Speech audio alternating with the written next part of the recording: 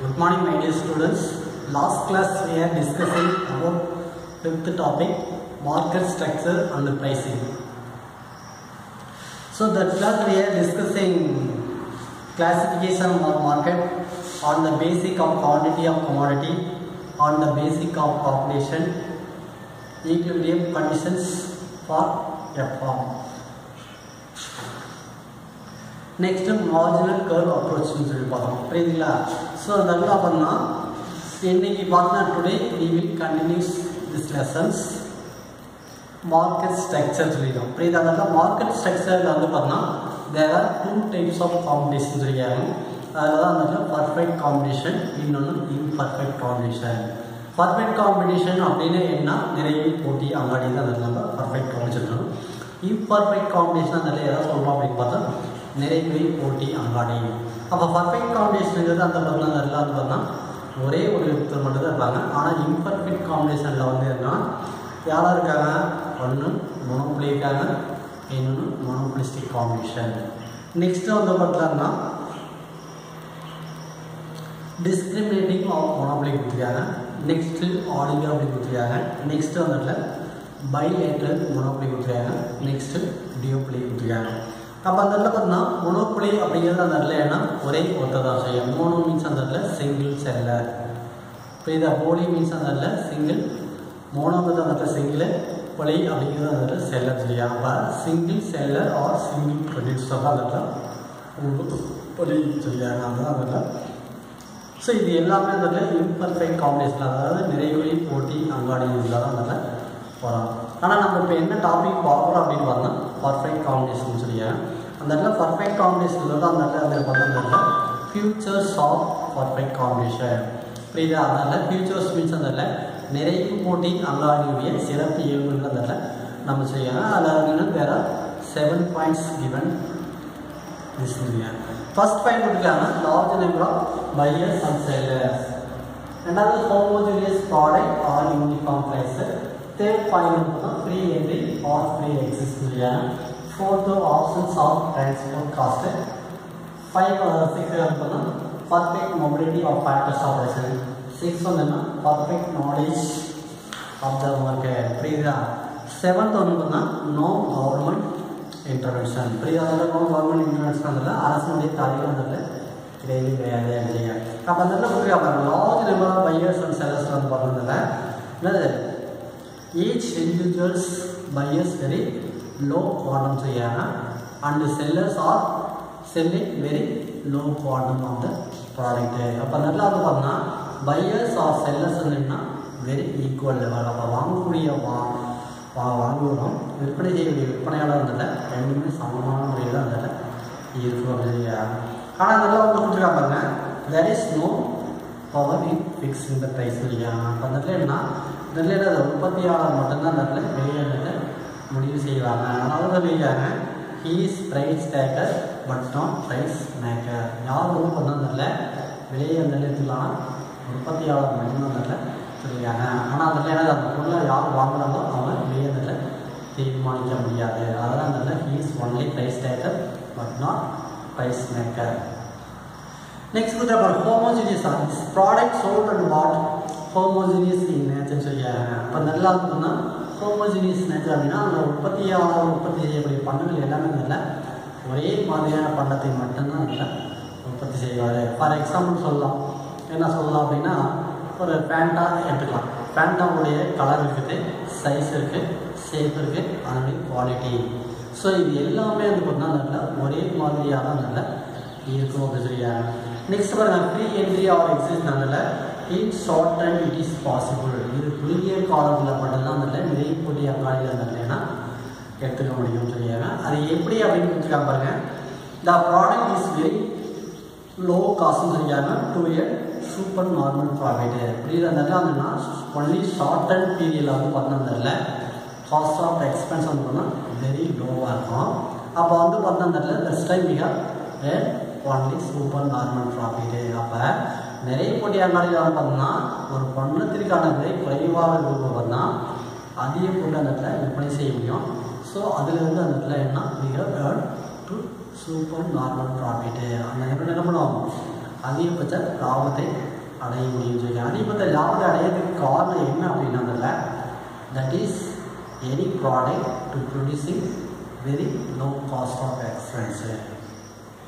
Then we have another to super normal profit. அப்படின்றது எந்த ஒரு நிறுவனம்னா உற்பத்தி பண்ணக்கூடிய பண்டங்கள் தரமாகவும் இருக்கணும், அதே போல் அந்த பண்டங்களுக்கான காஸ்ட் ஆஃப் எக்ஸ்பென்ஸ் வெரி லோவாக இருக்கணும்னா அந்த நிறுவனம் அதிகபட்ச உற்பத்தி அந்த கடைகள் விற்பனை செய்து அதிகபட்ச லாபத்தை அடைய முடியும். அப்படி ப்ராஃபிட் அதிகமாக இருந்தால் வந்துன்னா எந்த ஒரு நிறுவனம் புதுசாக கொடுக்க முடியும். சப்போஸ் அந்த இடத்துல எக்ஸிட் ஆகிடுச்சு அப்படின்னு வச்சுக்க cost of expenses very high level, அப்போ அந்த இடத்துல செலவுக்கான இது வந்து பார்த்தா அதிகமாக இருக்கும் போகிறதுனால அப்போ அதனுடைய தேவை குறைவாக இருக்கும்.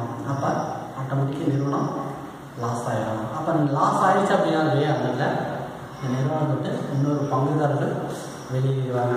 அப்படி இப்போ பார்த்தா அந்த இடத்துல என்னது ஆப்ஷன்ஸ் ஆஃப் டிரான்ஸ்போர்ட் காஸ்ட் அதான் ப்ரீவியலி இந்த யூனிஃபார்ம் ப்ரைஸ் அந்த இடத்துல என்னென்னா டிரான்ஸ்போர்ட் காஸ்ட் அந்த ஒரே மாதிரி காரணம் இல்லை that prevailing in the uniform price ன்னு சொல்லிட்டாங்க. But same product R same ப்ரைஸில் வச்சு அப்போ ஒரே மாதிரி அப்படின்னா பண்டங்கள் இருக்கிறனால தான் அந்த போக்குவரத்து செலவு குறைவாக இருக்குது. போக்குவரத்து செலவு குறைவாக இருக்கிறதுனால விலைவாசி அந்த குறைவாக இருக்குது. அதுதான் அதில் கொடுத்துருக்காங்க. நெக்ஸ்ட் பாருங்கள் perfect mobility of factors of production. Factors of production means that is 4 factors இல்லையா, லேண்ட் இருக்குது, லேபர் இருக்குது, கேபிட்டல் இருக்குது and organisation. So that is 4 factors வைக்கிறாங்க. So factors are perfect mobility புரியுதா, எல்லாமே அந்த இல்லைன்னா சரியான முறையில் அந்த இல்லைன்னா உற்பத்தி காரணிகள் அந்த தேர்வு செய்வாங்க. அதான் கொடுக்குற அந்த previous of uniform price due to perfect mobility of factors of production to enjoy perfect freedom from move one place to another சொல்லியா புரியுது. அதனால என்னது பர்ஃபெக்ட் மொபிலிட்டி பீஸ் மீன்ஸ் வந்துன்னா from move to one place to another பிளேஸ்ன்னு சொல்லியாங்க. அதனால என்னன்னா என்னது எல்லாமே அந்த இடத்துல வந்து பார்த்தா அந்த இடத்துல ஒரு இடத்துலேருந்து இன்னொரு இடத்துல அந்த இல்லைன்னா இடம்பெயர் இருக்கிறதுல காரணம் வந்து என்ன எப்படி இருக்கு பார்த்தா என்னது உற்பத்திக்காரர்கள் சரியான முறையில் அந்த தீர்வு காரணங்கள்லாம் செயல்படுறது இல்லையா. நெக்ஸ்ட் அந்த இடத்துல perfect knowledge of the market. Perfect நாலேஜ்னா என்னது ஒரு மார்க்கெட்டில் என்ன மாதிரி பண்டங்கள் இருக்குது அந்த பண்டத்துடைய விலை எப்படின்னு அந்த இடத்துல ஒரு நுகர்வோருக்கு அந்த இடத்துல முன்கூட்டியே அந்த போதிய அனுபவம் வாய்ந்தவராக அந்த இருக்கணும். அதுதான் அந்த இடத்துல perfect. All buyers and sellers have ப்ரோ நாலேஜ் ஆஃப் த குவாலிட்டி புரியுதா. என்னது பையர்ஸாக இருந்தாலும் சரி செல்லர்ஸாக இருந்தாலும் இல்லையானா thorough knowledge of the quality product புரியுதா. எந்த ஒரு ப்ராடக்ட்டுமே இல்லைன்னா முன்கூட்டியே அந்த பொருளை பற்றி அனுபவம் வாய்ந்தவராக இருக்கணும். அப்படி இருந்தால் மட்டும்தான் அதில் ஒரு சிறந்த ஒரு தொழில் முனைவராகவும் ஒரு சிறந்த ஒரு நுகர்வோராக செயல்படுது. நெக்ஸ்ட் அதில் நோ கவர்மெண்ட் இன்டர்வென்ஷன் புரியுதா. நோ கவர்மெண்ட் இன்டர்னா அரசுடைய தலையிடல எதுவுமே கிடையாது. அதுதான் அதில் கொடுத்துருக்காங்க. நெக்ஸ்ட் பாருங்க perfect competition for equilibrium in short time புரியுதா. அப்போ ஷார்ட் டைம் என்னன்னா குறுகிய காலத்தில் ஒரு நிறுவனம் எப்படி சமநிலை அடையும் செய்யாங்க. அது எந்த நிறுவனம் அப்படின்னு பார்த்தா பர்ஃபெக்ட் காம்படிஷன் நிறை போட்டி அங்காடியில் குறுகிய காலத்தில் ஒரு நிறுவனம் எப்படி சமநிலை அடையும் அப்படிங்கிறதுல கொடுத்துருக்காங்க. In short and at least few factors of production are fixed சொல்லியாங்க. Under perfect competition take place pound 10 rupees. அப்போ அந்த இடத்துல வந்து பார்த்தா இல்லை ஒன்லி ஷார்ட் டர்மில் வந்து பார்த்தோம்னா சம் ஃபேக்டர்ஸ் மீன்ஸ் அந்த இடத்துல few factors are fixed and remaining factors are variable. அப்போ remaining factors are variable means for example பார்த்தோம்னா லேபர் இஸ் வேரியபிள் சொல்லியாங்க. Other than remaining factors are fixed. Land is fixed, capital is fixed, organization is fixed. Then remaining labor is variable factor. இப்படி பார்த்தா பாருங்க QD அப்படிங்கிறது சொல்லியா quantity demand, QS அப்படிங்கிறது quantity supply சொல்லியா. அப்போ அந்த குவான்டிட்டி டிமாண்டும் குவான்டிட்டி சப்ளையும் அந்த ரெண்டுமே ஈக்குவலாக இருந்தால் மட்டும்தான் அந்த ஒரு நிறுவனம் குறுகிய கால சமநிலை அடையும் அப்படிங்கிறதுனால கொடுத்துருக்காங்க.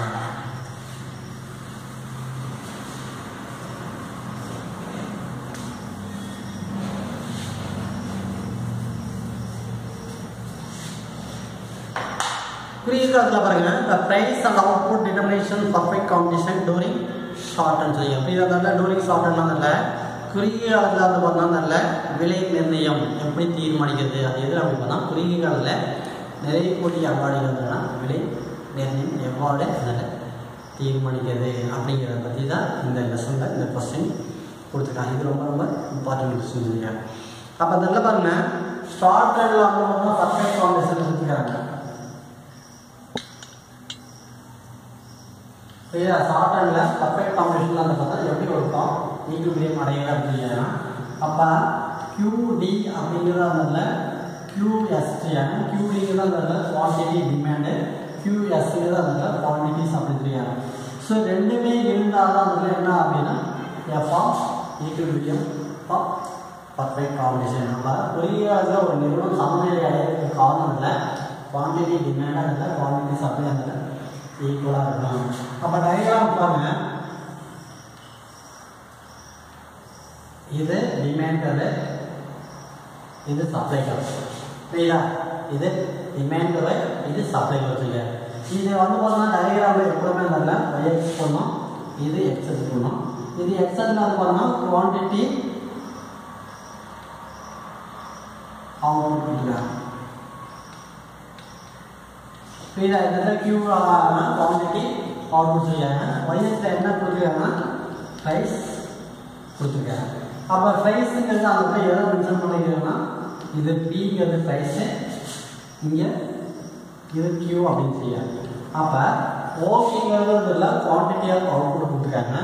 OY வச்சு வந்து என்ன பண்ணுறோன்னா ப்ரைஸ் கொடுத்துருக்காங்க. அப்போ இதில் டிமாண்ட்ங்கிறது பார்த்தா எப்பவுமே அந்த slope downward from left to right side. புரியுதா? Left right side and supply கர்வ்னா slope upward from left to right side. அப்போ அந்த என்னன்னா தேவை கூட அந்த கீழே நோக்கி இருக்குது, ஆனால் அழிப்பு கூட அந்த மேல் நோக்கி இருக்குது.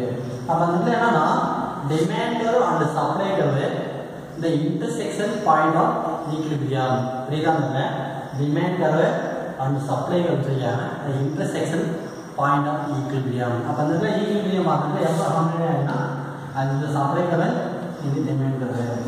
அப்போ தேவை வழிபடும் அழிப்பு வழிபடும் வெட்ட போதும் இல்லை நிறுவனம் சமநிலை செய்யாங்க. அதான் வந்து ஷார்ட் டைமில் குறுகிய காலத்தில் நிறைய போட்டியாளர்கள் எப்படி ஒரு நிறுவனம் சமநிலை செய்யாங்க. அதுக்கு காரணம் QD அப்படிங்கிறது QS அப்படிங்கிறது ரெண்டுமே சமமாக இருக்கும். அப்போ இந்த இடத்துல கொடுத்துருக்காங்க QD அப்படிங்கிறது அந்த இடத்துல கொடுத்துருக்காங்க 100 மைனஸ் 5P கொடுத்துருக்காங்க.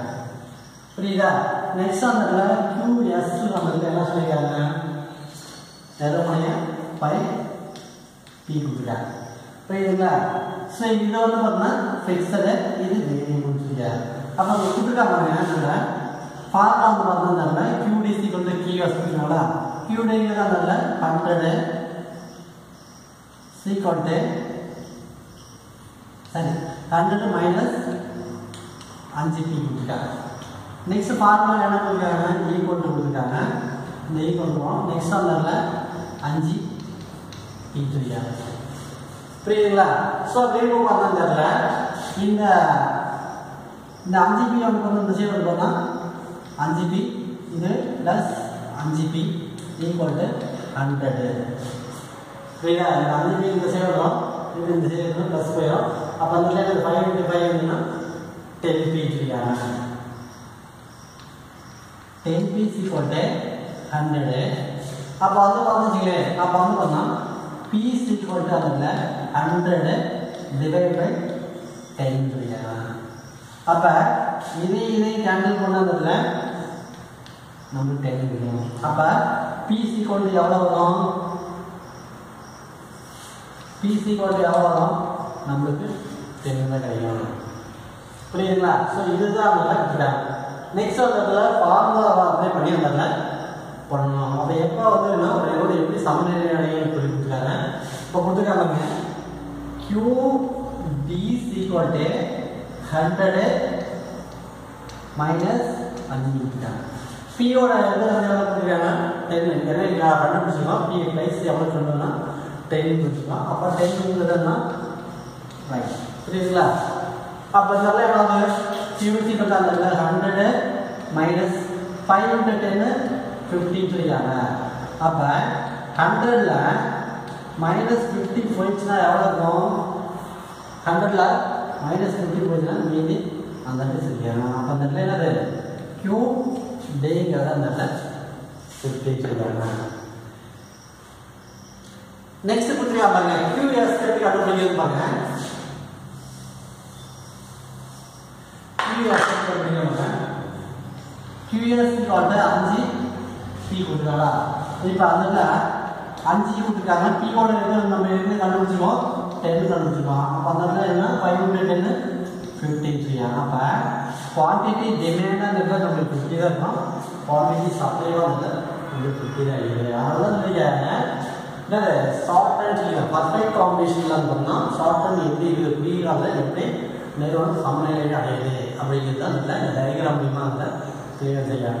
ஃபஸ்ட்டு டயக்ராம் கொடுத்துருக்க அப்புறம் 10 இருக்கும் 11 என்ன வருது 500 செய்யலாம். அப்போ அதனால என்ன தேவையும் அழிப்பும் அந்த சமமாக இருக்குது அப்படிங்கிறது அந்த கொடுத்துருக்காங்க. ரெண்டாவது டயக்ராமில் பாருங்கள் ஃபார்ம் 1 கொடுத்துருக்காங்க, ஃபார்ம் 2 கொடுத்துருக்காங்க. புரியுதா? நிறுவனம் 1 நிறுவனம் 2 கொடுத்துருக்காங்க. ஃபஸ்ட்டு நிறுவனத்தில் பாருங்கள்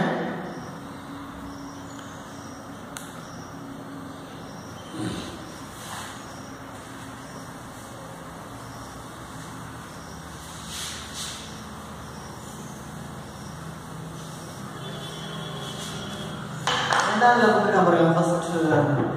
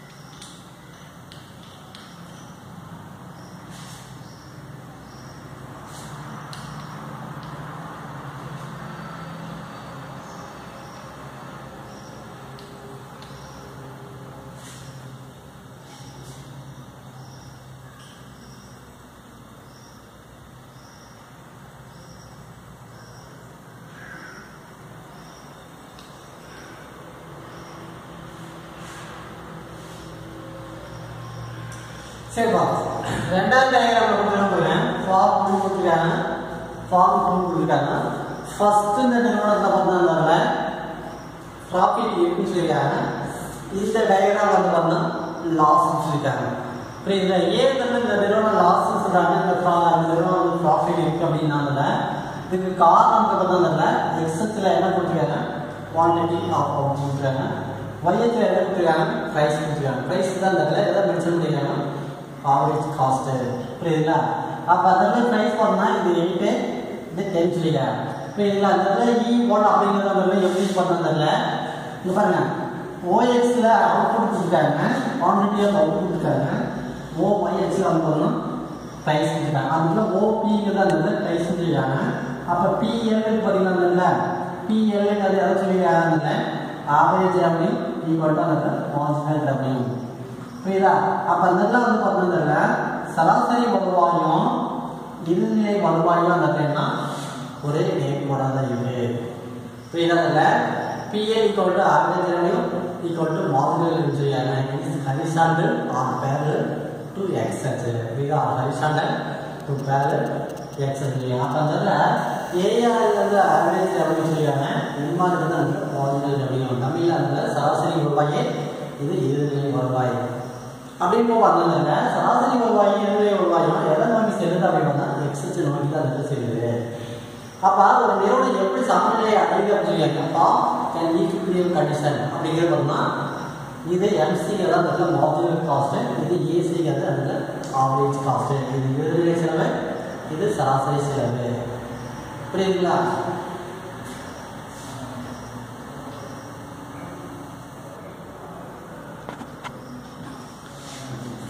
இது வந்து பார்த்தீங்கன்னா இது மார்ஜினல் காஸ்ட்டு இது ஆவரேஜ் காஸ்ட்டு அப்போ ஒரு நிறுவனம் எப்படி சமநிலையை அடையணும்னா எம்சிசி கொண்டு MRGM and equilibrium conditions level MC கொண்டு எம்ஆர்ஜிஎம் அப்போ இந்த எம்சி வளைவுங்கிறது சொல்லியாங்க இதுதான் அந்த எம்சி வளைவு செய்யாங்க நெக்ஸ்ட் எம்ஆர் வளைவுங்கிறது எது அப்படின்னு பார்த்தா இதுதான் சொல்லியாங்க அப்போ ரெண்டுமே நல்லா இருந்ததுன்னா இந்த இடத்துல இருந்தால் சந்திக்குது அதனால சொல்லியாங்க எம்சி ஆர் எம்ஆர்னா இன்டர்செக்ஷன் பாயிண்ட் ஆஃப் ஈக்குவிலிபிரியம் சொல்லியாங்க அதுதான் நல்லா ஒரு நிறுவனம் எப்படி சமநிலை அடையும் அப்படின்னா இந்த இடத்துல அந்த சமநிலை அடையும் சொல்லியாங்க அப்படின்னு போகிறதுனால காஸ்ட் ஆஃப் எக்ஸ்பென்ஸ் பண்ணதுனால எவ்வளோ இருக்கும்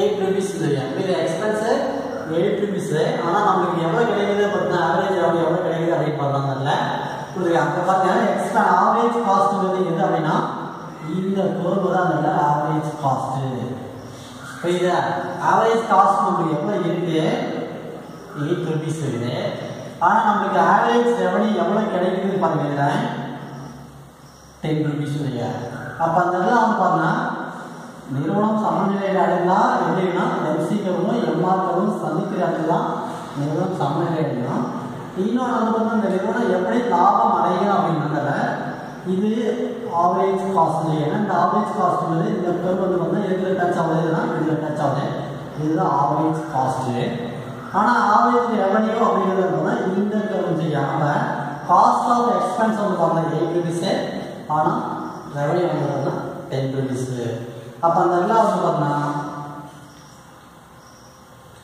ஆவரேஜ் காஸ்ட்டு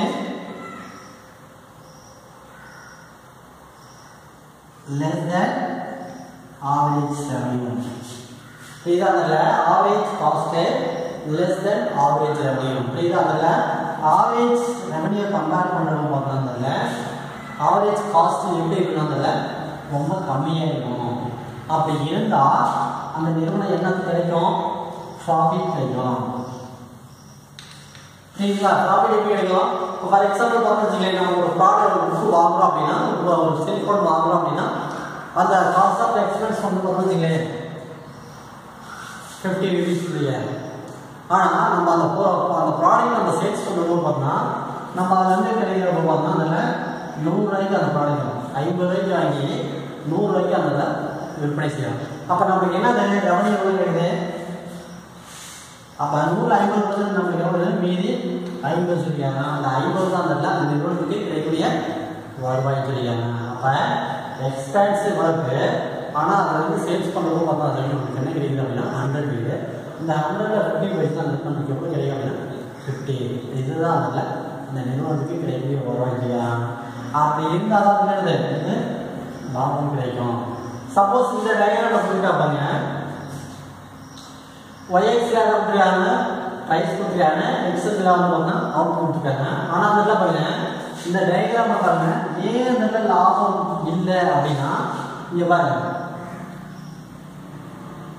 இந்த கர்வ் வந்து பார்த்தீங்கன்னா ஆவரேஜ் ரெவன்யூ கொடுத்துருக்காங்க புரியுதா இந்த கூட பார்த்தீங்கன்னா இது என்ன சொல்லிருக்காங்க ஆவரேஜ் ரெவன்யூ பிஎல் வந்து அந்த ஆவரேஜ் சொல்லியிருக்காங்க ஆனால் இதில் ஆவரேஜ் காஸ்ட் எவ்வளோ கொடுத்துருக்காங்க 12 rupees கொடுத்துருக்காங்க அப்போ செலவு 12 ரூபா, ஆனால் நம்மளுக்கு வருவாய் எவ்வளோ கிடைக்குது?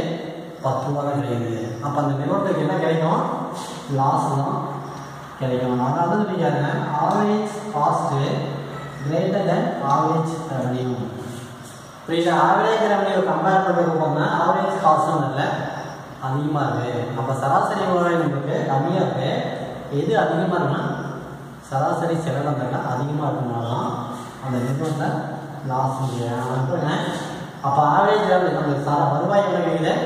10 ரூபா தான் கிடைக்குது அந்த பொருள் விற்பனை செய்கிறது. ஆனால் அந்த பொருளுக்கான செலவு எவ்வளோ செலவு பண்ணிக்கும்? 12 ரூபா செலவு பண்ணிக்கும். ஆனால் இதில் என்ன கிடைக்குது?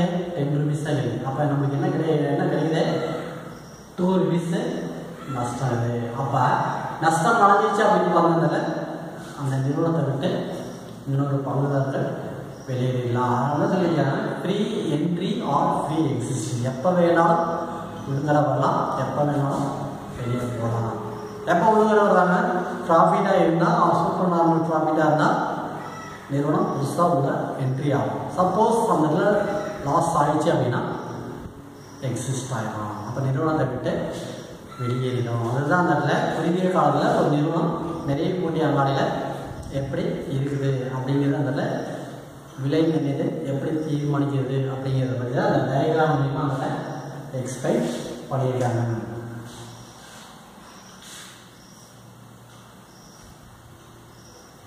இந்த இதில் கொடுத்துருக்காங்க, எல்லாமே கொடுத்துருக்காங்க. நெக்ஸ்ட் கொடுத்துருக்காங்க பாருங்க, perfect competition forms equilibrium long run or normal profit. இப்படிதான் அந்த நிறைய போட்டி அங்காடியில் அந்த பண்ணாங்கல்ல, நீண்ட காலத்தில் எப்படி இருக்கும்? அப்போ இது வந்து பார்த்தது குறுகிய காலத்தில் பார்த்தோம். இப்போ நீண்ட காலத்தில் எப்படி இருக்குன்னு பார்த்தோம். இந்த LAC curve is envelope curve செய்யாங்க. As it contains a few average cost curve, it is a flatter or U-shaped செய்யாங்க. அப்போ அந்த நீண்ட காலத்தில் எப்படி இருக்கும், சராசரி வளைவோடு எப்படி இருக்கும் அப்படின்னு பார்த்தா U-shaped தான் அந்த இருக்குன்னு சொல்லியாங்க. இன்னொரு கணக்கில் போட் ஷேப் செய்யும். போட்டுனா அந்த எப்படின்னா கப்பல் எப்படி வளைவாக பார்த்தீங்களா அந்த மாதிரி இருக்குன்னு சொல்லியாங்க.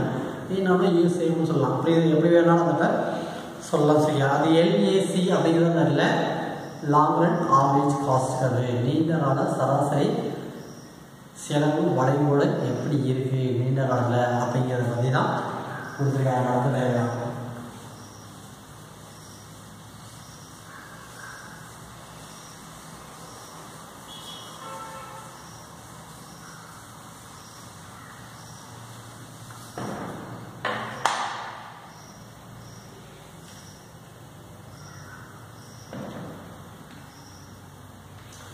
லாங் ரன் அப்படிங்கிறது என்னன்னா நீண்ட காலம் செய்யாங்க. நீண்ட காலத்தில் எது அப்படின்னா perfect combination form equilibrium in long run in normal profit. இதை நீண்ட காலத்தில் எப்படின்னு நல்லா அப்படின்னா என்ன மாதிரி லாபத்தை அடையணும்னா நார்மல் ப்ராஃபிட். நார்மலாகவே நல்ல இயல்பு லாபம் மட்டும்தான் நல்ல சொல்கிறாங்க. இந்த LAC curve is on envelope curve. envelope curve means அந்த என்ன நல்ல அந்த இதுதான் இந்த சேம் இப்படி பார்த்தீங்கன்னா இந்த சேம் தான் நல்ல envelope curve சொல்லியாங்க. இதனுடைய இன்னொரு கேள்வி பார்த்தா போட் ஷேப் சொல்லியாங்க.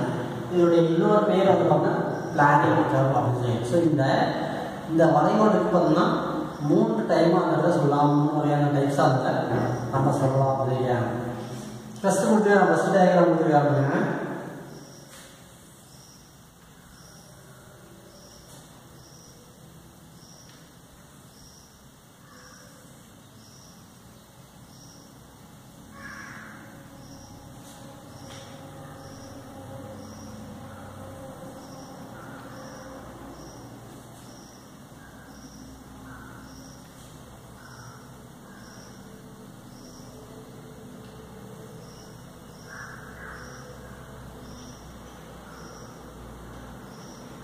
இது LMC, இது LEC, இது ER இது